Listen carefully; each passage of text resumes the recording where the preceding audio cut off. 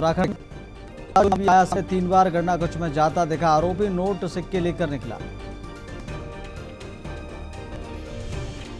देहरादून बड़ा फर्जीवाड़ा कर दसवा में नौकरी लगवाने का झांसा देकर ठगे 7.38 लाख रुपए। 30 जुलाई से शुरू होगी कांवड़ यात्रा, नीलकंठ मार्ग पर बढ़ेगी सुरक्षा व्यवस्था, सुरक्षा को लेकर प्रशासन अलर्ट। उत्तराखंड में व्हाट्सएप से भी मिलेगा रोडवेज बस के टिकट, प्रतिदिन लगभग 90,000 यात्री करते हैं सफर। उत्तराखंड प्राथमिक शिक्षक भर्ती प्रक्रिया। अब लेकर चलते आपको खबरों में। खबर हरिद्वार से, जहां बद्रीनाथ धाम चोरी प्रकरण में मंदिर समिति के अध्यक्ष प्रमोद नोटियाल की गिरफ्तारी के सरकार मामले की निष्पक्ष और पारदर्शी धामी की जीरो टॉलरेंस नीति के तहत कानून के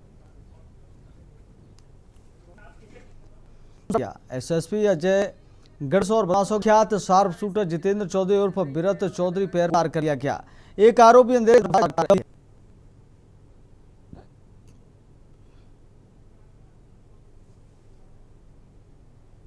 अगली खबर का रुख कर लेते। हरिद्वार में संत समाज के प्रतिनिधियों ने श्री कृष्ण जन्मभूमि से जुड़े अभियान को लेकर 9 अगस्त को मथुरा में कार सेवा का आह्वान किया है। संतों का कहना है कि इस तिथि पर ब्रज क्षेत्र में धार्मिक अनुष्ठान और कार सेवा का कार्यक्रम प्रस्तावित है, जिसमें देश भर से साधु संतों के शामिल होने की उम्मीद है। उन्होंने कहा कि अभियान को लेकर विभिन्न स्थानों पर जनसंपर्क और धार्मिक कार्यक्रम भी जारी हैं। वहीं मनसा देवी ट्रस्ट के अध्यक्ष महंत रविंद्रपुरी ने भी इस मुद्दे पर अपनी प्रतिक्रिया देते हुए अधिक से अधिक सनातन धर्मावलंबियों से सहभागिता की अपील की। कार्यक्रम को लेकर संतों ने प्रशासन से आवश्यक सहयोग की भी अपेक्षा जताई है। जरूरी आपने देखा को यही उचित समय है, अभी नहीं फिर कभी नहीं, इसलिए सब सनातनी जाग चुके हैं और सब सनातनियों का प्रयास है कि हमारे जो अयोध्या भूमि का जो हल हो चुका है, अब हमारा कृष्ण जन्मभूमि पे सबको चलना है, कार सेवा करनी है। और जब तक हमारे माननीय प्रधानमंत्री जी है, यत्र योगेश्वरा कृष्णो यत्र पार्थो धनुर्धरा तत्र शरीर विजयो भोत्र ध्रुवा नितिर्मतिर्ममा। जहाँ हमारे माननीय प्रधानमंत्री जी है, हमारे गृह मंत्री जी है, वहाँ संभव है, उनके होते हुए जल्दी से जल्दी हमारा जो है कृष्ण जन्मभूमि का हल होगा। मेरा आह्वान एक ही है, आज नहीं किया गया, मन से 4 जुलाई को ही हो चुका है और इस यात्रा लगभग चल रही है। 9 अगस्त की हमने डेट प्रिपेयर करी है। 9 अगस्त को कार सेवा करने जा रहे हैं ब्रज में। संतों का भरपूर समर्थन मिल रहा है, संत महापुरुषों का आशीर्वाद भी मिल रहा है और समर्थन भी मिल रहा है। भगवान श्री कृष्ण को विराजमान करना है, इसी के लिए संकल्प लिया गया। जैसे रामलला विराजे, ऐसे भगवान श्री कृष्ण भी अपने उसी स्थान पर विराजेंगे जहाँ उनका जन्म हुआ। पूरे ही देश से आ रहे हैं, लाखों की संख्या में संत महापुरुष। अगली खबर का रुख करते हल्द्वानी में उत्तराखंड देवभूमि ट्रक ओनर्स महासंघ ने परिवहन और पुलिस विभाग की कार्रवाई के खिलाफ मोर्चा खोल दिया है। महासंघ ने आरोप लगाया कि मनमाने चालान, ऑनलाइन चालानी कार्रवाई और बार बार वाहनों को रोके जाने से ट्रांसपोर्ट कारोबार बुरी तरह प्रभावित हो रहा है। संगठन ने सरकार को 15 दिनों का अल्टीमेटम देते हुए चेतावनी दी है कि यदि उनकी मांगों पर कार्रवाई नहीं हुई तो प्रदेश भर के ट्रक मालिक अपनी गाड़ियों की चाबियां आरटीओ और एआरटीओ कार्यालयों में जमा करा देंगे। राज्यव्यापी आंदोलन शुरू करेंगे। देखिए, सबसे पहले तो मैं जो सरकार ने हमारा जो उत्पीड़न किया है वीकेंड और वीआईपी मूवमेंट के नाम से, जो हमारी गाड़ियां हफ्ते में 2 दिन जहां उनकी मर्जी आती है वहां रोक देते हैं। उनकी मर्जी आएगी खैरना रोक देंगे, उनकी मर्जी आएगी काठगोदाम रोक देंगे। तो उससे हमारा ना 2 दिन, अगर हफ्ते के हिसाब से अगर आप साल का देखते, पूरे 104 दिन हमारे खराब हो रहे हैं। तो पूरा 3 या 4 महीने खराब हो रहे हैं हमारे। तो उस 4 महीने का हमारा जो टैक्स जाता है, हमारी जो इंस्टॉलमेंट जाती है, हमारा जो इंश्योरेंस जाता है, उसका क्या? तो हमें तो भरना ही है ना। कदम तो हमारा 1 तारीख से हड़ताल का ही रहेगा, क्योंकि अगर ये 5-7 दिन में अगर जो हमने इनको सारी रिपोर्टें सारे विभागों को दे रखी, अगर इसका हमारे को कोई जवाब नहीं मिलता है, अगर ये एंट्रियां देना बंद नहीं करती, चाहे हल्द्वानी चौकी हो, चाहे ट्रांसपोर्ट नगर चौकी हो, किसी हल्द्वानी के अंदर काठगोदाम चौकी हो, तो अगर ये एंट्रियां देना बंद नहीं करेंगी तो हमने 1 तारीख से हड़ताल में बैठ जाना है। ये अभी मेरे साथी अपने अध्यक्ष जी राकेश जोशी ने बताया कि ट्रक मालिकों से, ट्रक ड्राइवरों से जगह जगह पर चौकियों में वसूली की जा रही है और पुलिस वाले वसूली कर रहे हैं, और नगर नहीं वसूली का पैसा न दो तो उसके विरोध में चालान हो जा रहा है। और चालान से सब इतने परेशान है कि जगह जगह यहाँ से लेकर के बागेश्वर तक, यहाँ से लेकर पिथौरागढ़ तक, यहाँ से अगर कहीं और जाओ तो सब जगह चालान के लिए पुलिस बैठी हुई है, पैसा दो तो चालान नहीं होगा, पैसा नहीं दो तो चालान हो जाएगा। सर्वप्रथम आपका स्वागत। आपने हमारी बात उठाने के लिए जो यहाँ पर आप उपस्थित हुए, मैं आपका धन्यवाद करना चाहता हूँ। उत्तराखंड देवभूमि ट्रक ओनर महासंघ ने आज अपनी 11 सूत्रीय अपील जारी कर दी गई है और हमने पूर्व में सरकार को इस संदर्भ में समस्त अपनी समस्याओं से अवगत करा चुके हैं। उनसे अभी तक किसी प्रकार का कोई भी संतोषजनक जवाब नहीं मिल पाया है। हमने आरटीओ साहब से लेके जिला प्रशासन से लेके शासन तक अपनी मांगों को भेज दिया है। देखिए, ट्रक व्यवसाय एक बड़ा प्रॉफिटेबल बिजनेस होता था। एक हैंडसम अमाउंट आदमी को बचता था। आदमी एक गाड़ी से 2 गाड़ी बनाता था, 2 से 5 बनाता था। आज स्थिति ये हो गई है।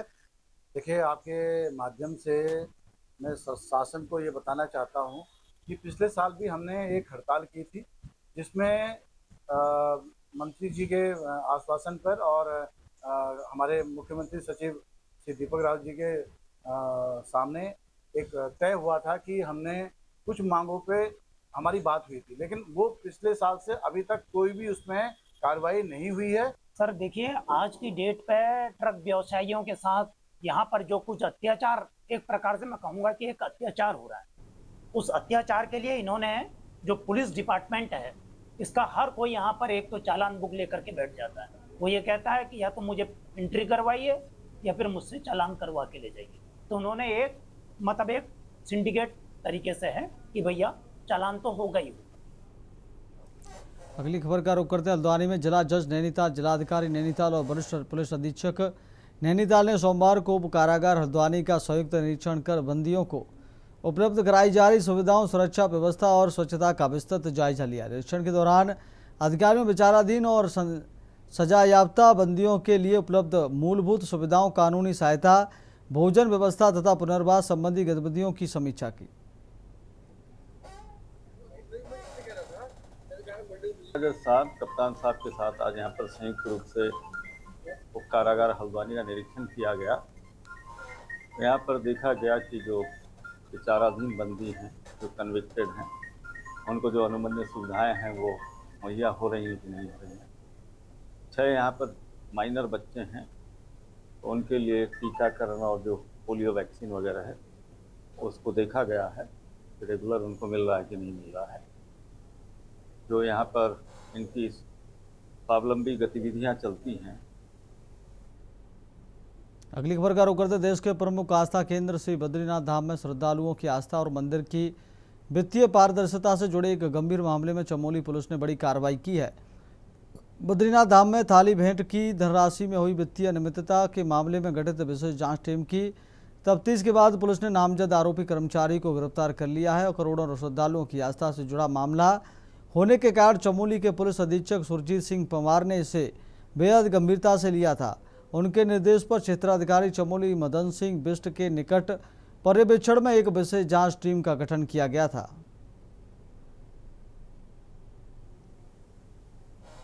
आस्था के प्रमुख केंद्र श्री बद्रीनाथ धाम में थाली भेंट की धनराशि में हुई वित्तीय अनियमितता के मामले में उत्तराखंड शासन ने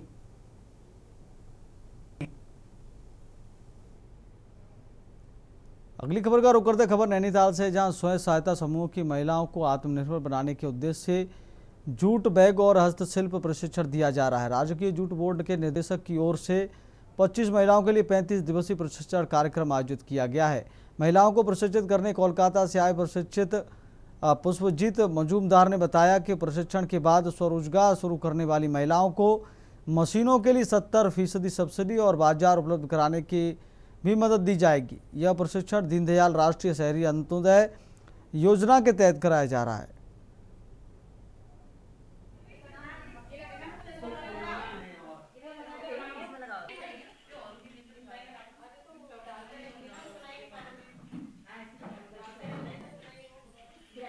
सर, सरकार की योजना को हम बहुत एक रोज़गार की तरफ देख रहे हैं, क्यों महिलाओं के लिए बहुत ही अच्छा एक रोज़गार का हमारा वो है कि हम आगे चल के ये एक तो एक टूरिस्ट प्लेस है नैनीताल, यहाँ पे हम ये जूट के बैग बनाएंगे तो ये बहुत ही अच्छी मात्रा में बिक भी सकते हैं।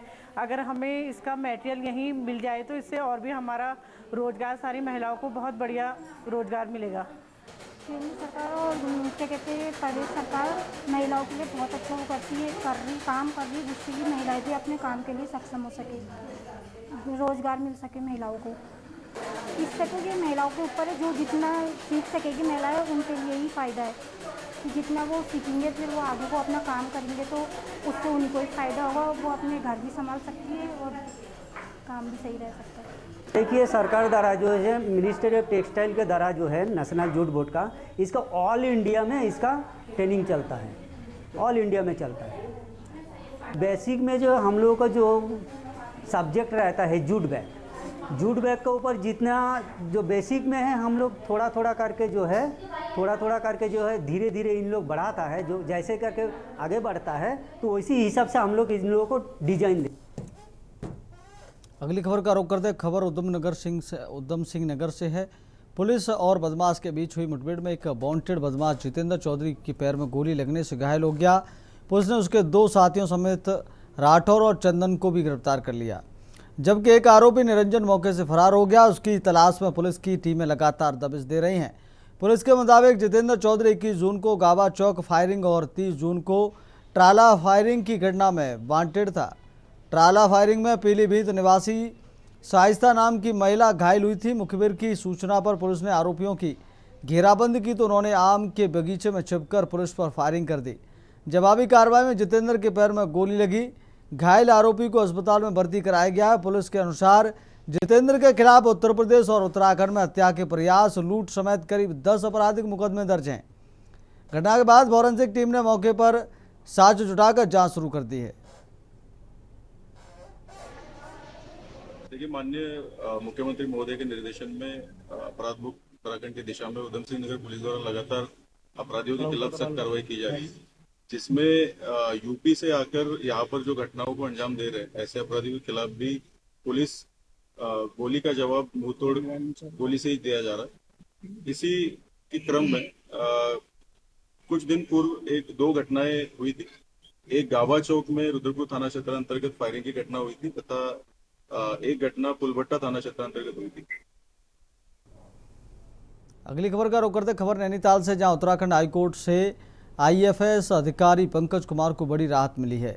हाईकोर्ट में अवमानना याचिका पर सुनवाई के दौरान प्रमुख सचिव वन एवं पर्यावरण आर.के. सुधांशु ने कोर्ट को बताया कि पंकज कुमार के स्थानांतरण आदेश को राज्य सरकार ने वापस ले लिया है। इसके बाद कोर्ट ने याचिका का निस्तारण कर दिया। याचिकाकर्ता ने आरोप लगाया था कि हाईकोर्ट के अंतरिम आदेश के बावजूद उसका ट्रांसफर किया गया, जो कोर्ट के निर्देशों की अवहेलना है। मामले में नियमों का पालन नहीं किए जाने का भी आरोप लगाया गया था।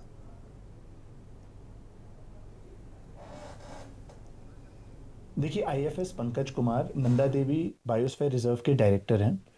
पिछले ही सप्ताह उन्होंने एक अवमानना याचिका आयोजित की थी कि जब ऑनरेबल हाई कोर्ट की डिवीजन बेंच ने 4 सितंबर 2025 को एक स्टे ऑर्डर पास किया था उनकी मूवमेंट पर, तब भी शासन द्वारा 13 अप्रैल 2026 को उनको पुनः ट्रांसफर कर दिया गया था, जो उनकी खंडपीठ की मेन याचिका चल रही थी।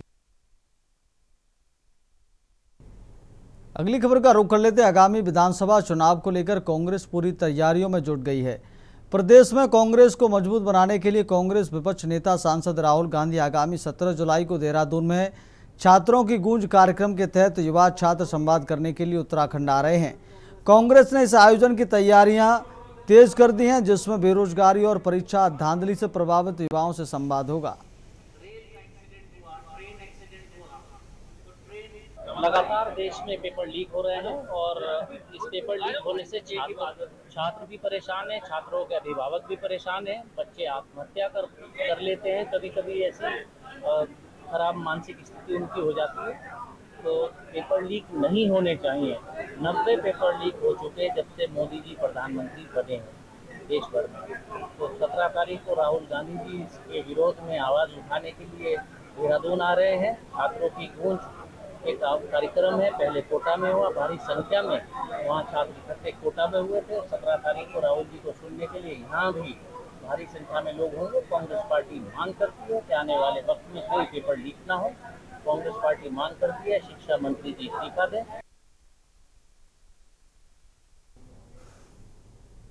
भक्तों के छोटे से ब्रेक के बाद खबरों में जल्द लौटेंगे।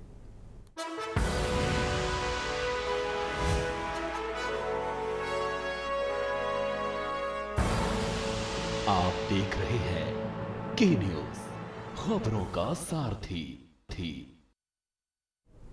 ब्रेक के बाद फिर आपका बहुत स्वागत है। बढ़ते हैं खबरों में। हरिद्वार में केंद्र सरकार की अल्पसंख्यक छात्रवृत्ति योजना में कथित वित्तीय अनियमितताओं को लेकर बड़ा मामला सामने आया है। वर्ष 2021-22 और 2022-23 की छात्रवृत्ति वितरण प्रक्रिया की जांच में संदिग्ध पाए गए जिले के 19 स्कूल, कॉलेज और शिक्षण संस्थानों के खिलाफ सिडकुल थाने में मुकदमा दर्ज किया गया है। जिला अल्पसंख्यक कल्याण अधिकारी की शिकायत पर दर्ज इस मामले में सरकारी धन के दुरुपयोग, धोखाधड़ी और वित्तीय अनियमितता के आरोप लगाए गए हैं। भारत सरकार और उत्तराखंड शासन के निर्देश पर गठित जांच समितियों की रिपोर्ट के आधार पर यह कार्रवाई की गई है। मामले की गंभीरता को देखते हुए हरिद्वार पुलिस अब SIT का गठन कर विस्तृत जांच करेगी।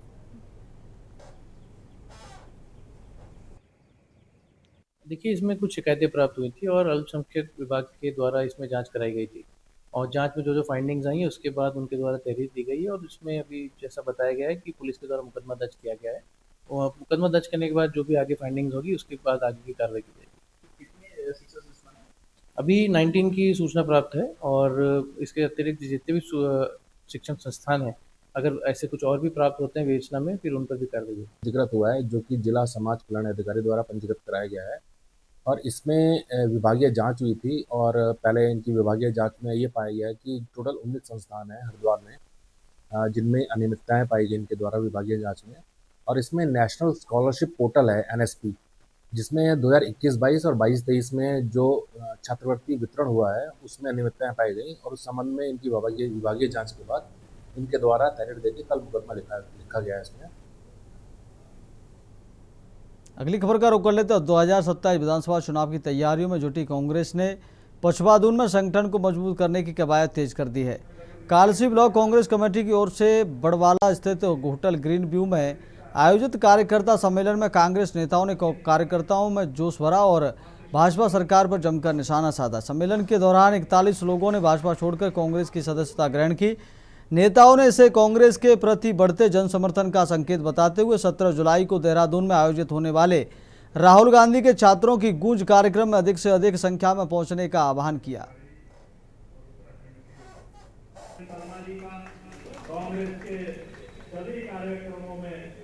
देखिए, जिस प्रकार से देश के अंदर लगातार पेपर लीक हो रहे हैं और नीट के पेपर लीक होने के चलते हमारे कई छात्रों ने अपनी जान दी है।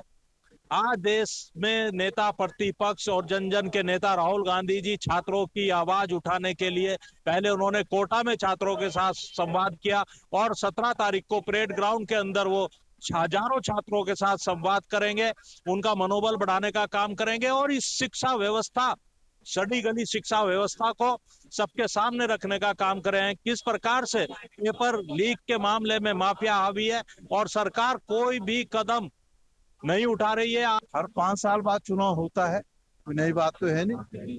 जब चुनाव होता है तो स्वाभाविक बात है हम अपने कार्यकर्ताओं से संवाद स्थापित करते हैं। आज कालसी के अंदर विकासखंड कालसी के साथियों से हमने संवाद स्थापित करने का काम किया है। आज बहुत सारे लोगों ने भारतीय जनता पार्टी को छोड़ करके कांग्रेस में आने का काम किया है और 2027 की जो चुनौती है उस चुनौती पर हम निश्चित रूप से पार पाने का काम करेंगे।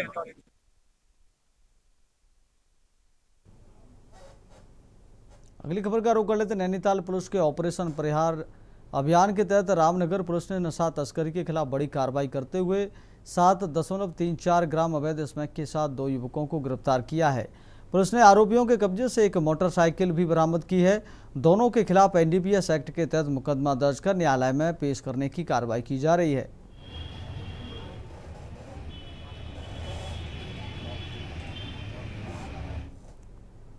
अगली खबर का रुख कर लेते हैं। अयोध्या राम मंदिर में चंदा चोरी के बाद बद्रीनाथ धाम में कथित अनियमितता का मामला सुर्खियों में है, जिसके चलते BKTC पर सवाल उठ रहे हैं, जिसमें मुख्यमंत्री की जांच के बाद देर रात BKTC ने कर्मचारी प्रमोद नोटियाल की गिरफ्तारी की गई है। संभवतः कई और नाम भी इसमें शामिल हो सकते हैं, जिसको लेकर SIT की टीम की जांच जारी है। बद्रीनाथ धाम मंदिर कथित चढ़ावा चोरी मामले में पूर्व मुख्यमंत्री और हरिद्वार से बीजेपी सांसद त्रिवेंद्र सिंह रावत ने बड़ा बयान दिया है। त्रिवेंद्र सिंह रावत ने न सिर्फ इस पूरे प्रकरण को दुर्भाग्यपूर्ण करार दिया बल्कि मामले की निष्पक्ष जांच करने की मांग भी कर दी है। दरअसल प्रदेश में इन दिनों बद्रीनाथ धाम में हुई दान चोरी को लेकर जबरदस्त चर्चाएं चल रही हैं। इस मामले में लगे आरोपों को लेकर जांच की भी बात कही जा रही है और दोषियों पर कड़ी कार्रवाई की भी मांग हो रही है। इन सभी मांगों और चर्चाओं के बीच भाजपा के ही सांसद और प्रदेश के पूर्व मुख्यमंत्री त्रिवेंद्र सिंह रावत ने एक ऐसा बयान दिया है जो सरकार की मुश्किलें बढ़ाने वाला है। खास बात यह है कि पूर्व मुख्यमंत्री और हरिद्वार सांसद त्रिवेंद्र सिंह रावत ने एक बार फिर अपने मुख्यमंत्रित्व कार्यकाल में लाए गए देवस्थानम बोर्ड पर फिर स्थिति स्पष्ट की है। उन्होंने कहा कि भले ही इस बोर्ड को स्थापित न किया गया हो, लेकिन वो आज भी यही मानते हैं कि प्रदेश में मंदिरों के प्रबंधन के लिए देवस्थानम बोर्ड ही होना चाहिए। त्रिवेंद्र सिंह रावत का बयान सामने आने के बाद कांग्रेस ने भी चुटकी ली है। वहीं तीर्थ पुरोहितों ने इसका जमकर विरोध किया है। मेरी देवस्थानम बोर्ड की जहाँ तक बात है, मैं आज भी अपनी बात पे कायम हूँ कि देवस्थानम बोर्ड अगर होता तो काफ़ी समस्याओं का समाधान वो समय पर किया जाता। मंदिर समिति और जो तमाम जो मंदिर उससे जुड़े हुए हैं, लगभग 50 के आसपास मंदिर हैं, उन सब का पुनरुद्धार भी होता, जीर्णोद्धार भी होता और वहाँ पर तमाम तरह की जो सुविधाएं हैं वो सुविधाएं भी वहाँ पर उपलब्ध कराई जा सकती थी। देखिए, जांच जो भी हो वो विश्वसनीय होनी चाहिए। बद्रीनाथ की चोरी को लेकर पूर्व मुख्यमंत्री जी का फिर से एक देवस्थानम बोर्ड को लेकर एक बयान फिर से आया है कि देवस्थानम होता इस प्रकार की घटनाएं नहीं होती। आप जानते हैं आपके कार्यकाल में देवस्थानम बोर्ड बना और उसी कार्यकाल में कपाट खोलने का दिन खुलता था, वो चेंज हुआ है और बहुत सारी इस प्रकार की घटनाएं हुई है, बहुत सारी इस प्रकार की चीजें हुई है जो परंपराओं के साथ छेड़खानी देवस्थानम बोर्ड के। देखो, उत्तराखंड क्रांति दल का ये मानना था है अभी भी कि अगर देवस्थानम बोर्ड इतना सशक्त होता तो वो उसी टाइम लागू हो जाता, लेकिन उसमें कहीं ना कहीं कुछ खामियां थी जिसकी वजह से लोगों ने उस टाइम भी विरोध किया। और अब जो बात कर रहे हैं त्रिवेंद्र रावत जी, अगर की बात करते हैं, अगर तो हम ये कह रहे हैं कि अगर वास्तव में ईमानदारी होती बजाय और इसके और कुछ उसमें बोर्ड या कोई और चीज बनाने की, तो सबसे बड़ी ईमानदारी अगर उसमें बात होती, भगवान के प्रति श्रद्धा होकर बात होती और सरकार इसको गहन और संवेदनशीलता से इसको काम करती तो चोरी नहीं होती। देवस्थानम बोर्ड को लेकर के तीर्थ पुरोहितों को और अन्य स्टेक होल्डरों को उस समय विश्वास में नहीं लिया गया था और सरकार ने जबरदस्ती देवस्थानम बोर्ड थोपने का काम किया था, इसीलिए उसका बड़े पैमाने पर विरोध हुआ था। ये भारतीय जनता पार्टी की कार्यप्रणाली है कि वो जब भी कुछ बदलाव करती है अपनी मनमर्जी से करती है और जनता पर थोपने का प्रयास करती है। अगर आप सर्वसम्मति से व्यापक विचार विमर्श के बाद कोई सुधार लाते हैं तो निश्चित तौर पर वो सबको मान्य होगा। अब ठीक है ना, उनको जो ठीक लगा उन्होंने कहा, वो भी हमारे सांसद हैं, पूर्व मुख्यमंत्री रहे, कुछ सोच के साथ उन्होंने देवस्थान बोर्ड का विषय लेकर आए थे। लेकिन प्रदेश में आज की तारीख में न तो देवस्थानम बोर्ड है, न फिलहाल कोई देवस्थानम बोर्ड बनने जा रहा है, न उस पर कोई विचार होने जा रहा है, तो उस पर चर्चा करने की कोई आवश्यकता नहीं, अनावश्यक अपनी एनर्जी और अपना समय उस पर बर्बाद करने की जरूरत है। बद्रीनाथ धाम मंदिर में कथित चोरी के मामले को बद्री केदार मंदिर समिति ने काफी गंभीरता से लिया। यही कारण है कि मामला सामने आने के बाद मुख्यमंत्री धामी ने एसआईटी जांच के आदेश दिए, जिसमें आज एसआईटी ने कार्रवाई करते हुए बद्रीनाथ मंदिर के कर्मचारी प्रमोद नौटियाल को देर रात गिरफ्तार कर बद्रीनाथ थाने में पूछताछ जारी रखी। संभावना है कि चंदा चोरी प्रकरण को लेकर कई और बड़े नाम सामने आ सकते हैं। वहीं पूर्व मुख्यमंत्री व मौजूदा हरिद्वार से सांसद त्रिवेंद्र सिंह रावत के देवस्थानम बोर्ड को बनाने से मंदिर में चोरी न होने के दावों ने एक बार फिर राजनीति में बड़ी बहस शुरू कर दी है। देखना होगा क्या ये दोबारा पनपा विवाद कभी खत्म हो पाएगा। उत्तराखंड टेक्स रिपोर्ट। फिलहाल खबर उत्तराखंड मेरे साथ इतना ही। देखते रहिए के न्यूज़ इंडिया। मुझे दीजिए इजाजत। नमस्कार।